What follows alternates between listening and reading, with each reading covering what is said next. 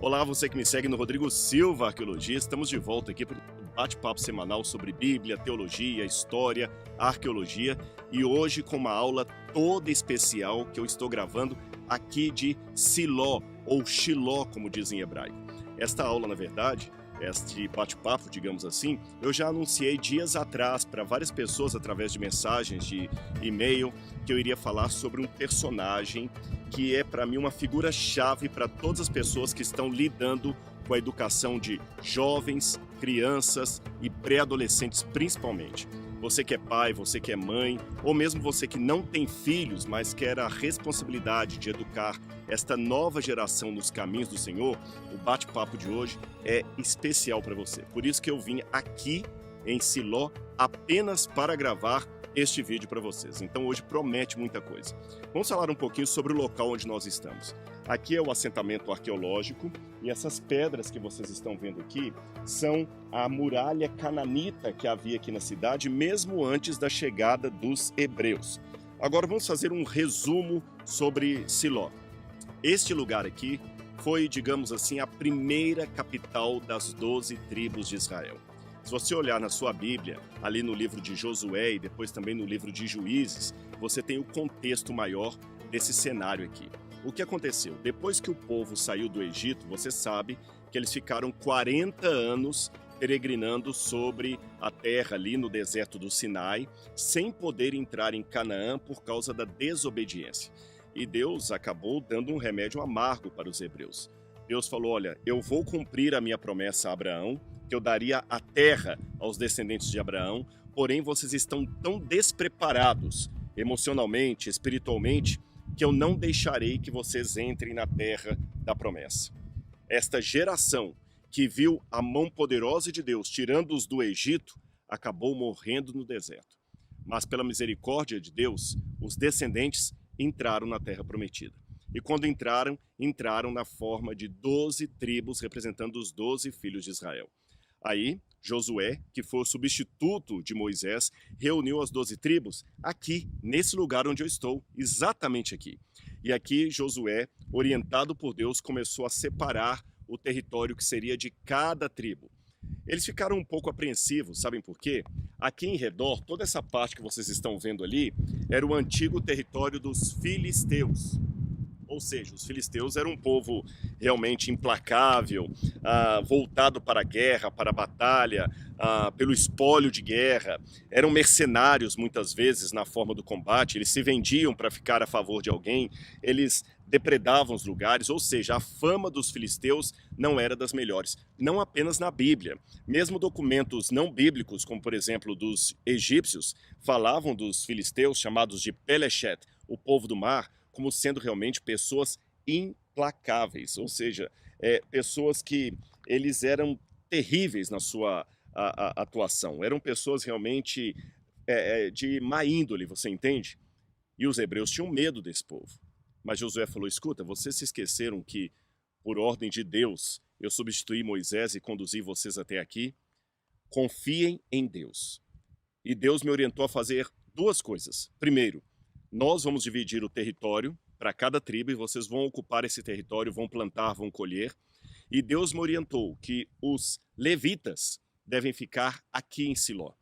E aqui em Siló eles devem armar a Arca da Aliança e o tabernáculo que está em volta da Arca da Aliança. Ou seja, o santuário, o Mishkan, como dizem em hebraico, que acompanhou o povo durante toda a sua peregrinação pelo deserto, deveria agora ser montado de maneira definitiva aqui. Se você ler o livro de Êxodo, por exemplo, o livro de Levíticos e até o Deuteronômio, você vai ver que esse santuário, esse tabernáculo móvel, ele acompanhava o povo durante toda a sua trajetória pelo deserto. O povo andava, o tabernáculo ia atrás. Eles desmontavam o tabernáculo, acompanhavam o povo. Quando o povo se assentava numa parte do deserto por um período de tempo, o santuário era armado e ali eles ofereciam o sacrifício. Agora, uma vez que o povo já se assentou em Canaã, na terra da promessa, não seria mais nômade, o santuário não teria por que ficar sendo montado e desmontado. Então eles montaram o tabernáculo aqui. E eu vou mostrar para você o principal lugar do ponto de vista arqueológico onde o tabernáculo foi montado. E as medidas são exatamente aquelas medidas que nós encontramos na Bíblia Sagrada, confirmando que há uma historicidade no relato. E a partir do momento que o santuário foi montado aqui, os levitas deveriam tomar conta do tabernáculo todos os dias. Eles deveriam tomar conta, cuidar dos sacrifícios diários, das ovelhas, das ofertas. E o povo de todas as tribos deveriam vir a esse lugar pelo menos 3 vezes no ano. 3 vezes de acordo com as festas religiosas que o povo tinha que participar, tá certo? Especialmente a festa da Páscoa. Então você tinha a festa da Páscoa, você tinha a festa dos tabernáculos e você tinha a festa das semanas, também chamada festa do Pentecostes. Olha a sabedoria de Deus. Ao colocar o santuário armado aqui e determinar que o povo deveria vir para cá, de todas as tribos, para aqui decidir as suas demandas jurídicas, sociais, econômicas e especialmente as demandas espirituais religiosas, Deus fez com que as tribos continuassem unidas. Porque uma vez que eles não tinham rei, cada tribo podia agora eleger o seu líder e se tornar independente umas das outras. Então Deus, de maneira muito sábia, orientou Josué e depois os líderes seguintes, a fazerem desse lugar a primeira capital do povo de Israel. E eles não viriam para visitar um rei, eles viriam para visitar o tabernáculo. E os levitas que cuidavam do tabernáculo não deveriam plantar nem colher. Todas as tribos deveriam tirar 10% de toda a sua colheita para fazer o sustento da tribo de Levi, a fim de que estes, durante o tempo em que deveriam estar plantando e colhendo, estariam cuidando do santuário, do fogo do sacrifício, do altar de incenso e do ritual que dia após dia era feito aqui em homenagem a Deus, em honra a Deus e ao mesmo tempo de forma pedagógica para ensinar para o povo a história da redenção. E foi aqui que tudo isso aconteceu. Agora, durante o passar do tempo, o povo tinha os seus juízes, que comandavam o povo. Quando os filisteus vinham atacar aqui, o povo mandava os juízes defendiam o povo. Essa parte dos juízes da Bíblia não significam necessariamente um juiz do ponto de vista jurídico, como nós temos hoje. Era um juiz mais no sentido de um libertador do povo. Aliás, um dos mais famosos juízes foi Sansão, mas nós tivemos também a presença feminina com Débora. Agora, onde ficaria o santuário nessa época? Você quer ver? Então vem comigo que eu vou mostrar para você o lugar do santuário e nós vamos caminhando na nossa história até chegar a um episódio incrível que aconteceu aqui envolvendo uma mulher chamada Ana que queria ter um filho. Mas essa história eu vou contar daqui a pouquinho. Vamos primeiro conhecer o lugar do tabernáculo. Vem comigo. Era esse lugar aqui, olha.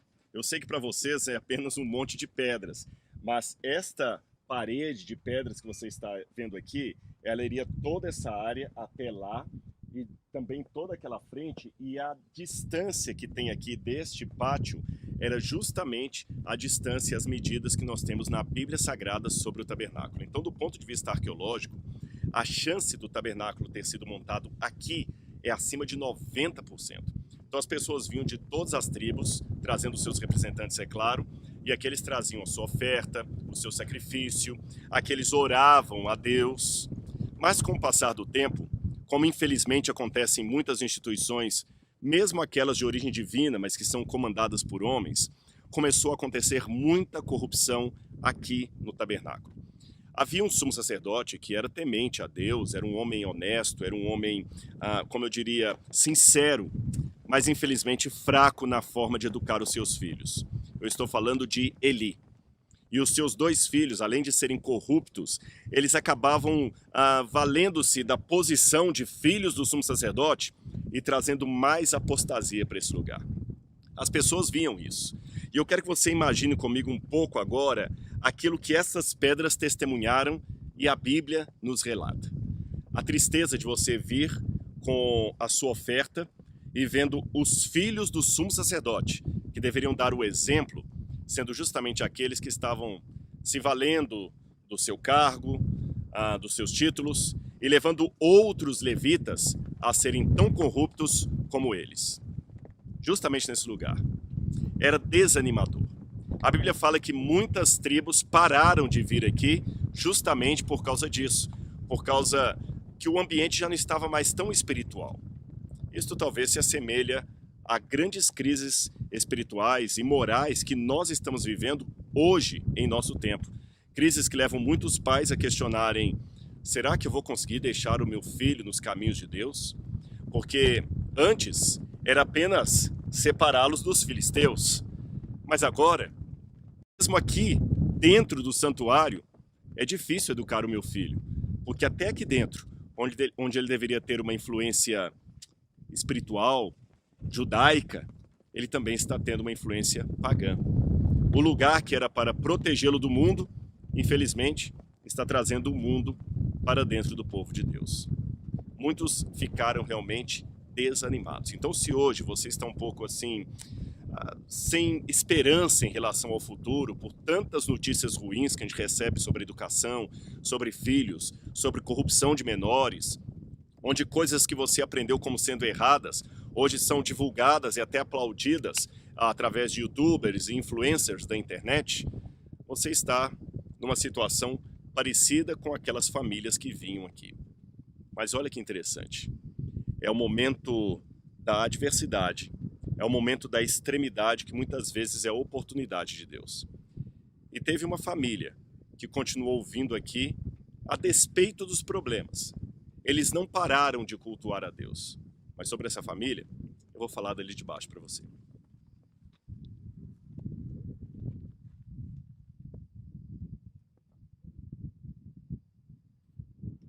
Antes, porém, de continuar com a nossa trajetória, eu resolvi parar primeiro nesses mapas aqui para dar para vocês um preâmbulo, digamos assim, geográfico do que aconteceu aqui, para que fique mais didática para você a história, a narrativa e a importância aqui da região de Siló. Vamos lembrar primeiro da saída do povo de Israel do Egito. Eles saíram do Egito, da terra de Ramsés, passaram por Sucot, e aí eles foram vagueando pelo deserto de Sim, e ficaram durante 40 anos aqui na península do Sinai, tá certo? Aqui, o Monte Sinai, local tradicional onde Deus deu os 10 mandamentos.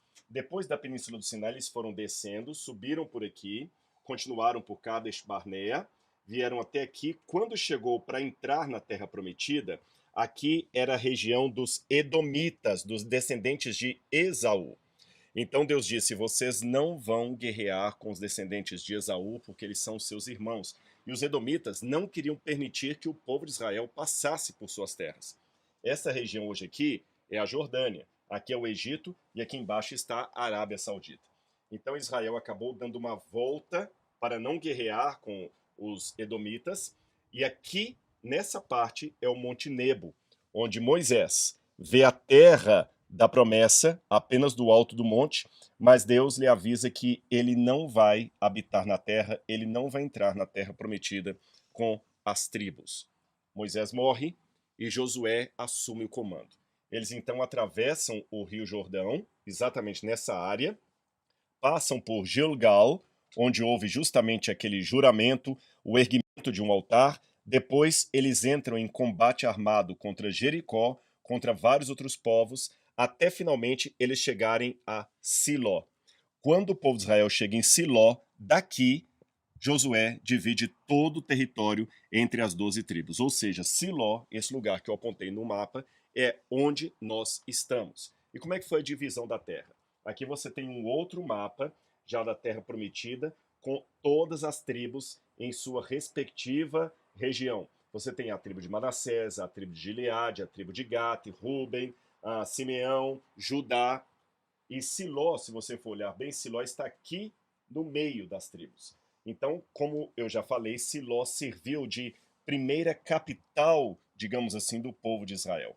Aqui que a Arca da Aliança, que então sempre era transportada junto com o tabernáculo, que era montado e desmontado, aqui se tornou fixo. Mas nessa época de corrupção que começou a acontecer aqui, a Bíblia conta um capítulo muito triste da história. Quando os filisteus vinham atacar o povo aqui, os filisteus, por serem pagãos, traziam seus deuses, como se fossem quase um amuleto de proteção. Sabe esse pessoal que usa figa, trevo de quatro folhas, ou mesmo uma ferradura atrás da porta? Os pagãos também tinham muito isso, e eles traziam junto com o povo os seus deuses. Só que Israel, quando ia batalhar, não levava os seus deuses. Primeiro, porque Israel só tinha um Deus.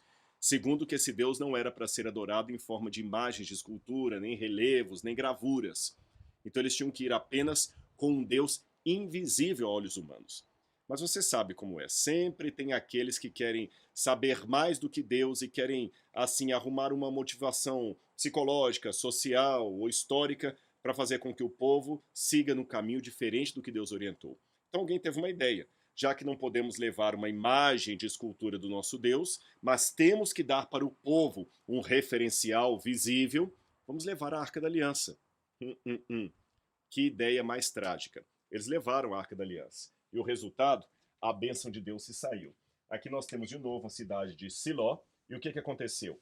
Quando a Arca da Aliança foi levada, foi retirada do tabernáculo e levada para o combate com os filisteus não só venceram a guerra, como tomaram a Arca da Aliança. Eles tomaram a Arca da Aliança e começaram a andar com ela em várias cidades do território filisteu. Afec, Asdod, Gate, Beit Shemesh. E várias pragas, de acordo com a Bíblia, começaram a acontecer entre os filisteus como sendo um sinal de que Deus desaprovava o que eles estavam fazendo com a arca. Eles chegaram a colocar a arca dentro do templo do deus Dagon, e a estátua do deus Dagon amanhecia caída de frente para a arca, numa última vez, inclusive, com as mãos cortadas. Os filisteus, então, desesperados, acabaram devolvendo a Arca da Aliança para os hebreus, que a levaram para Kiriat Jearim, depois para Jerusalém. E o tabernáculo? Essa é outra parte triste da história. Quando os filisteus tomaram a arca, eles acabaram sendo assim movidos por um sentimento de autoconfiança, vieram e destruíram não apenas a cidade de Siló, mas também o tabernáculo. E o tabernáculo, que ficou aqui por volta de 360 anos, agora foi destruído. A única coisa que sobrou desse primeiro tabernáculo foi a Arca da Aliança, que foi devolvida. Então, pasmem, até a construção do templo em Jerusalém por Salomão, o tabernáculo ficou separado da arca. A arca ficou em Kiriat Jearim por um tempo e o santuário ficou, em primeiro lugar, em Nob, e depois de Nob, que ele foi transferido para Jerusalém quando Salomão constrói o templo. Então esses mapas aqui dão uma ideia do que aconteceu nesses lugares aqui, nesta região, e outros elementos a mais que eu vou contando aos poucos para você. Imagine as famílias dos hebreus vindo para cá, de várias tribos. Esse lugar onde eu estou aqui, se você prestar atenção, ele foi cavado na rocha, é um antigo lagar. O lagar é onde eles amassavam as uvas para preparar vinho. Você tem lugar aqui para colocar o vinho escorria aqui, as uvas também você podia coletar ali. E eu imagino as pessoas vindo para cá, preparando a sua colheita, comemorando, mas cada ano que passava, menos tribos vinham, menos representantes das tribos compareciam, e eu posso até imaginar o comentário feito, quem sabe, por alguém que estava aqui, olha, amassando as uvas e comentando um com o outro: você está vendo a corrupção dos filhos de Eli? Cada ano que passa, menos pessoas vêm visitar esse lugar aqui. Eles estavam bem desanimados, como eu disse, em relação ao futuro do povo de Israel. Preocupações talvez semelhantes a muitas que você enfrenta até hoje na educação de crianças, jovens, adolescentes. Aí eu falei com vocês que eu iria contar a história de uma família. Vou fazer melhor. Eu vou ler na Bíblia. Eu separei aqui no meu celular a história que está em 1 Samuel, capítulo 1.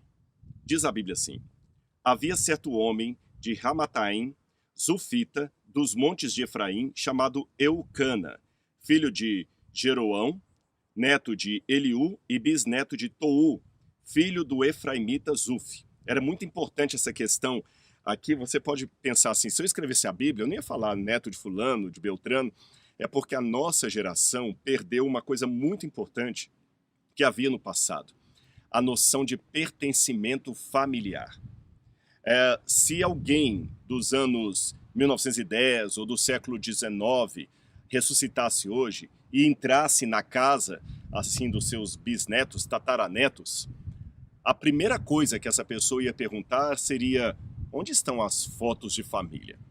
E elas se surpreenderiam que, ao invés de nós termos na nossa casa fotos, quadros de família, talvez você teria um postal de um cantor famoso, ou quem sabe um boneco do Mickey Mouse que as crianças trouxeram da Disney, mas em muitas casas hoje não vemos mais as fotos de família.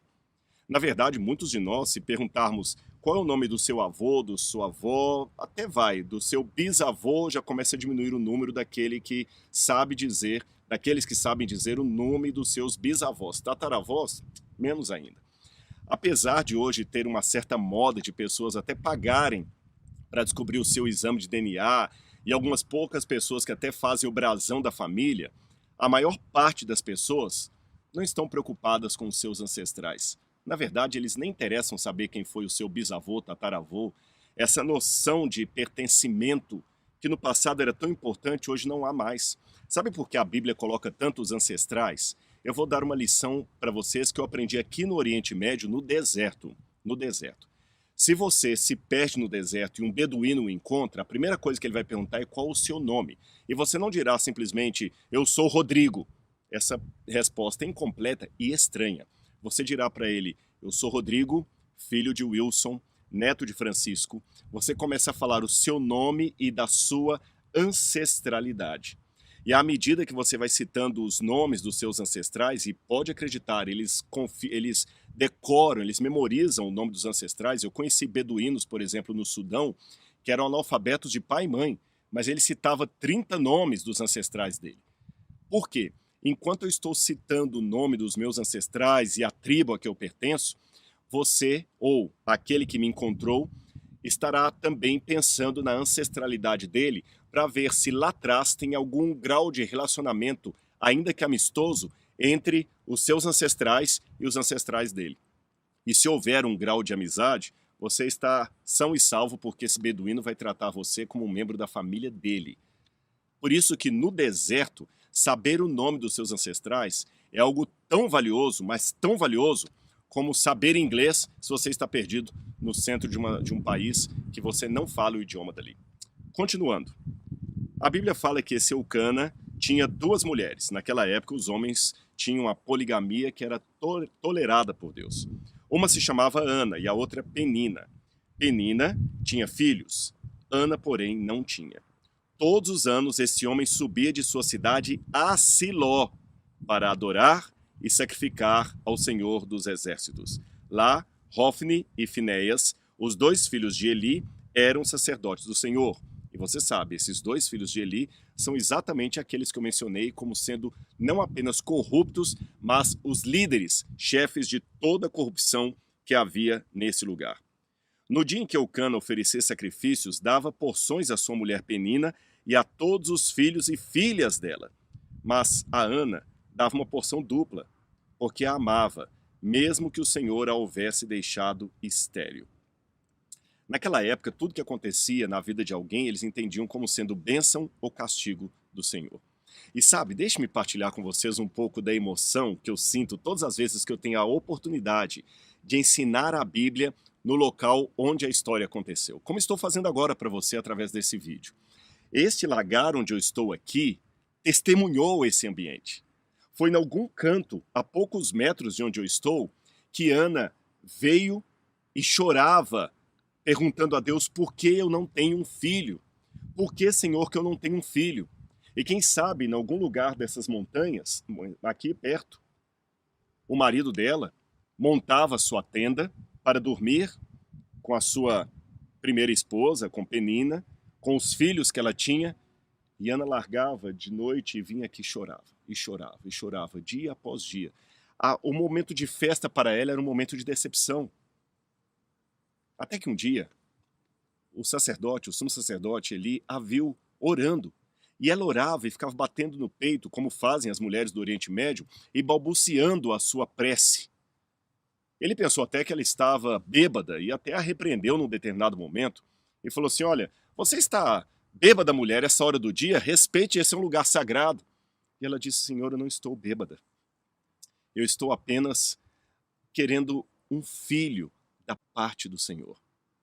Aquela resposta que ela deu foi tão tocante ao sumo sacerdote Eli que ele ficou até constrangido por tê-la julgado mal. E ele falou, olha, pela graça do Senhor, você terá o seu filho. E ela prometeu, se eu tiver esse filho, eu o trarei ao Senhor. Aliás, essa oração de Ana, ela é tão importante que eu vou tomar um momento aqui para lê-la para vocês na Bíblia, porque os sábios judeus, olha que interessante, o judaísmo de modo geral e também o cristianismo em boa parte, foi uma religião muito masculinizada. Embora nós tenhamos um núcleo agora de judaísmo mais reformado, que aceita, por exemplo, mulheres no rabinismo, naquele tempo apenas os homens eram sacerdotes, apenas as mulheres podiam ser rabinas, na época do rabinismo, é claro. Então era uma religião mais masculinizada. Porém, a despeito disso, esta religião acabou entendendo que a oração de Ana seria o símbolo de todas as orações que você poderia ter na Bíblia. Os sábios do judaísmo, quando queriam pegar uma oração modelo para nós cristãos, é a oração do Pai Nosso que Jesus ensinou, mas no judaísmo a oração modelo é a oração de Ana, porque foi uma oração feita com o coração. Eu vou ler uma parte da oração de Ana para vocês, está em 1 Samuel capítulo 2. Ana fez a seguinte oração: como me sinto feliz no Senhor, naquele tenho novas forças. Agora já posso responder a quem me quer mal, porque o Senhor deu a solução ao meu problema. Como me sinto feliz. Ninguém é tão santo como o Senhor. Não há outro Deus. Não há rocha alguma como o nosso Deus. Deixem de ser tão orgulhosos e altivos. O Senhor é o Deus de sabedoria. Ele julgará as vossas orações. Os arcos dos heróis foram quebrados. Os que fraquejam foram revestidos de força. Os que viviam na fartura, agora, dão tudo por uma códea de pão. Os que andavam a morrer de fome, agora são fartos. A que era estéril, agora tem 7 filhos. E a que ia sempre sem filhos, agora deixou de os ter. O Senhor é quem tira a vida, mas também é quem dá a vida. Ele faz descer ao mundo dos mortos e levanta novamente os que para lá se foram. Ou seja, ela reconhecia que quer na riqueza ou na pobreza, na fartura ou na fome, na chuva ou no sol, tudo vem do Senhor. E devemos sempre dar graças ao Senhor. Lembra a história que eu contei para vocês de ser importante no deserto saber o nome dos seus ancestrais? Pois eu vou dar agora para você uma outra lição cultural. Tão importante quanto saber o nome dos seus ancestrais é saber o significado do seu nome. Eu já expliquei isso em outros vídeos. Na nossa cultura ocidental, os nomes são escolhidos porque estão na moda, porque você acha bonito. Vai nascer um bebê, a mãe já começa a pedir sugestões para a família. Ou compra aqueles livrinhos de significados de nomes para as crianças.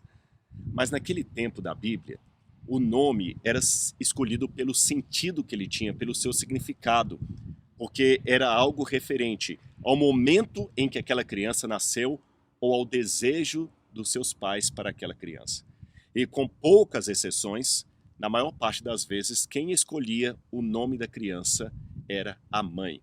E o nome só era revelado para a comunidade, para os parentes, depois da circuncisão do menino. Isso no caso de ser um menino, é claro. Ana fez exatamente isso. E qual o nome que ela escolheu para a criança? Samuel, que em hebraico é Shmuel. Esse nome em hebraico é muito bonito, Shmuel. Shmuel é a junção do verbo chamar, ouvir, com a palavra El, que é Deus. Por exemplo, quando o judeu recita a sua profissão de fé, ouve, ó Israel, o Senhor teu Deus é único, ele diz, Shema Israel Adonai Eloheinu. Shema Israel, ouve, escuta, ó Israel, o Senhor, Deus, é nosso Deus. Shema Israel, da palavra Shema, Shmu El. Deus escuta, Deus ouve. Deus ouve a oração de mães que, como Ana, estão ouvindo agora o que eu estou falando e estão nesse momento pensando, oh meu Deus, eu estou tão preocupada com o meu filho que está fora dos caminhos do Senhor. Senhor, eu estou grávida, como eu vou criar esse caminho, esse meu filho nos caminhos de Deus? Senhor, como eu vou fazer para que o meu filho, minha filhinha continuem na igreja? Senhor, como eu posso competir com o mundo na vida do meu filho? Deus ainda escuta as orações que as Anas estão fazendo hoje. E sabe, muitas vezes, eu vou contar um segredinho para você. Às vezes, um anjo de Deus vai em meio a um lugar de promiscuidade para livrar um jovem. E quando os anjos do mal querem impedir esse anjo do bem de chegar, eles talvez argumentam: você não tem o direito de estar aqui porque esse jovem, em momento algum, orou pedindo a sua presença. Porém, o anjo de Deus pode responder: ele não orou, mas existe uma mãe de joelhos neste momento orando por ele.